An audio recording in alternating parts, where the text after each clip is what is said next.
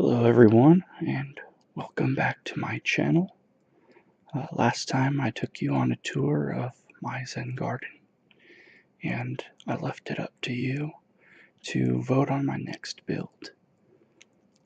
Thanks to suggestion by ASMR Marvelous, I decided to build some Roman aqueducts, and you can see there they are off in the distance, and I'll take you a little closer to show you what's going on over there. I had a lot of fun with this build as I had to do some research into how they worked, and I thought I'd share some of the facts I learned along the way. So, Roman concrete was made by adding volcanic dust to mortar, and mortar's a mixture of lime or gypsum and brick or rock pieces and water. Roman concrete had a ratio of 1 part lime to 3 parts volcanic ash. If you've never seen how concrete is made, I would suggest you look it up. It's very interesting. I will leave a link in the description that shows how it was made, and I don't mean just from the concrete mix you can buy at the store. I mean from scratch, actually making the lime. It's a very neat process. So, Roman concrete was used for monuments. It's used for other large buildings and infrastructure such as roads and bridges. There were many variants. Builders discovered that adding crushed terracotta to the mortar would create a waterproof material which could then be used with cisterns.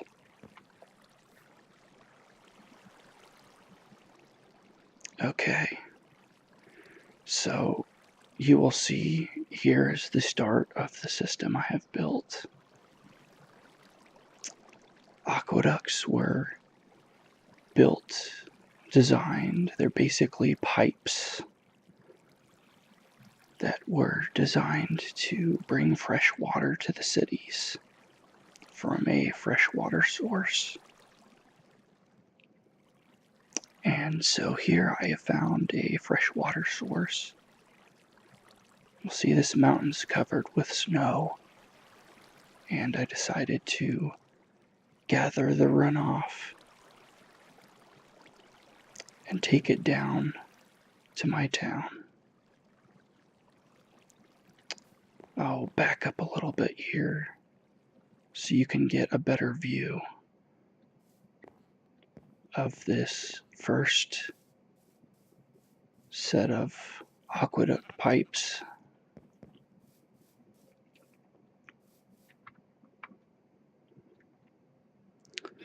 It took me a while to get the arches to the way I wanted. If you look up any pictures of Roman aqueducts,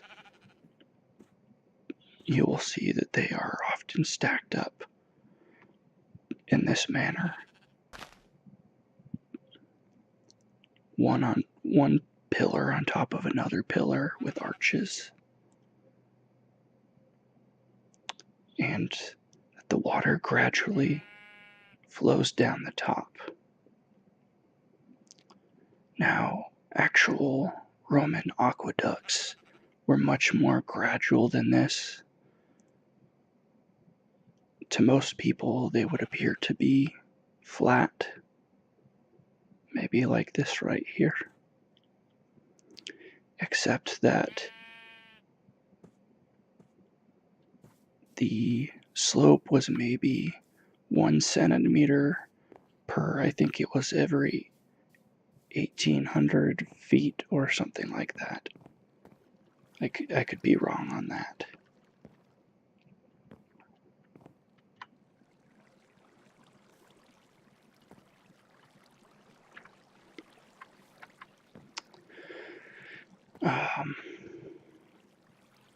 Some other facts about Roman concrete. Oh, looks like I've got some parts of my path that aren't finished. I'll leave this green grass here to grow in still. I think you have to do that before trying to flatten the path.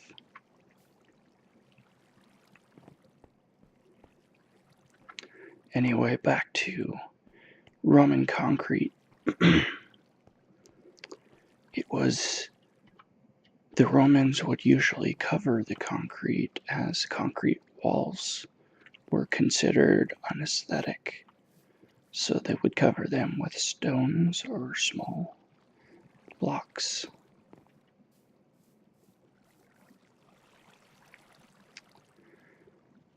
Something I think is really neat is that Romans actually were able to build underwater structures by placing the concrete in wooden cases. The seawater would then hydrate the lime and trigger a hot chemical reaction which would harden the concrete. So over here, I've built an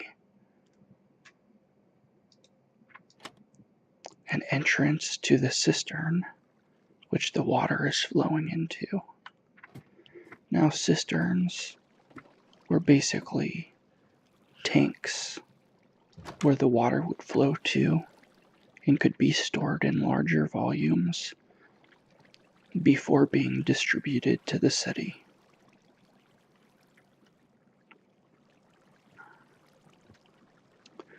I would suggest looking up images of old Roman cisterns.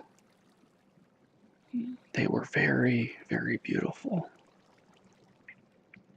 So here you can see where the water is flowing in from my aqueduct and filling up this cistern.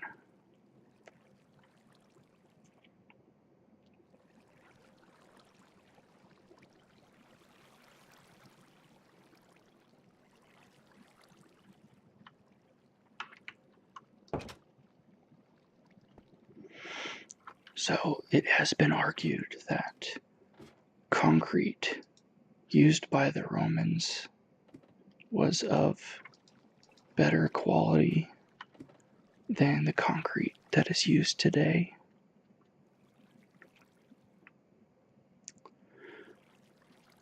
Roman harbors remain intact today after 2,000 years of waves breaking on the harbor,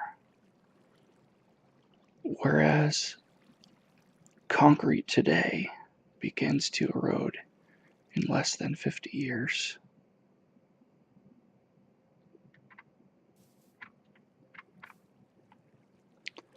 So here you can see where the water is flowing out of the cistern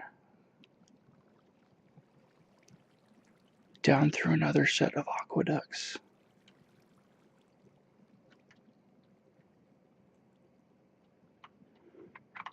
And I'll show you that.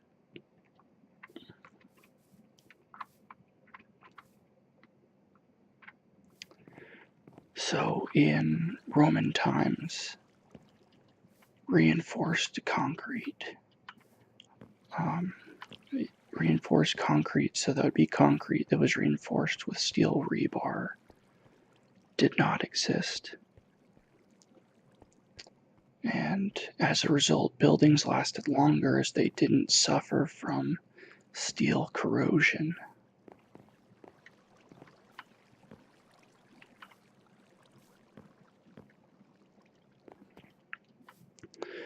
So when the Roman Empire fell, the knowledge that was required to make concrete was actually lost. That knowledge wasn't rediscovered until 1710 by a French engineer.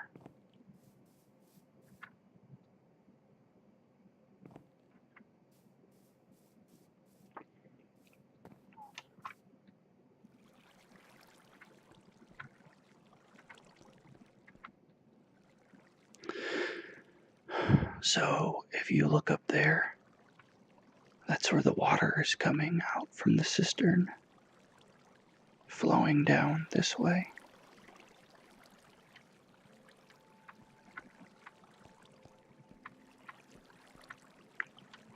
And I'm channeling the water over here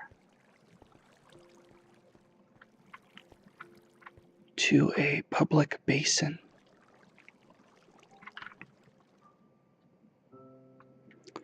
So water from aqueducts was funneled into cities, and it would often flow into these large public basins where people could gather water, or they would also flow into public baths.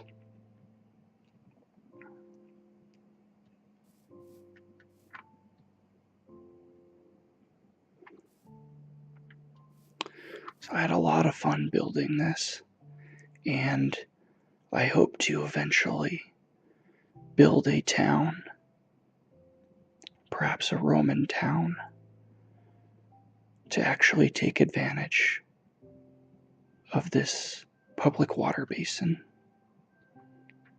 I may even extend this aqueduct to have it flow in that direction. We'll see what we do.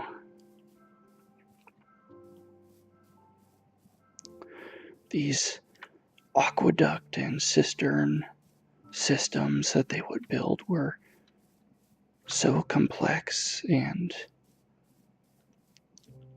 they even had running, some of the upper class had running taps. They could use a faucet, kind of like we use today. It's really neat what they were able to accomplish.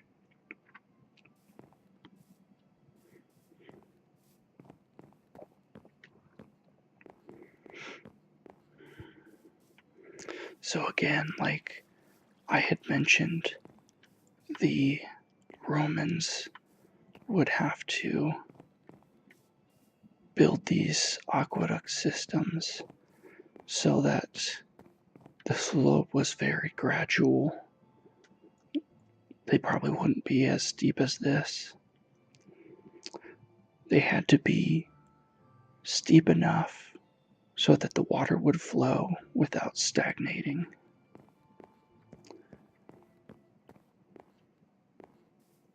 But not so steep or the water would run too quickly into the city.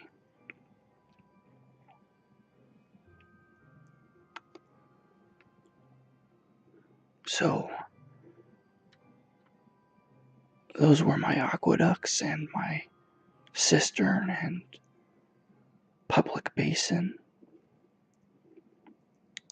I will continue to make improvements to those as needed as well.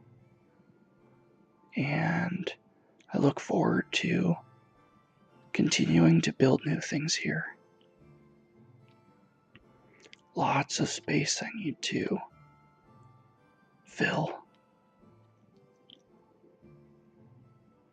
Again, I'll leave a link in the description for a video on how lime is made.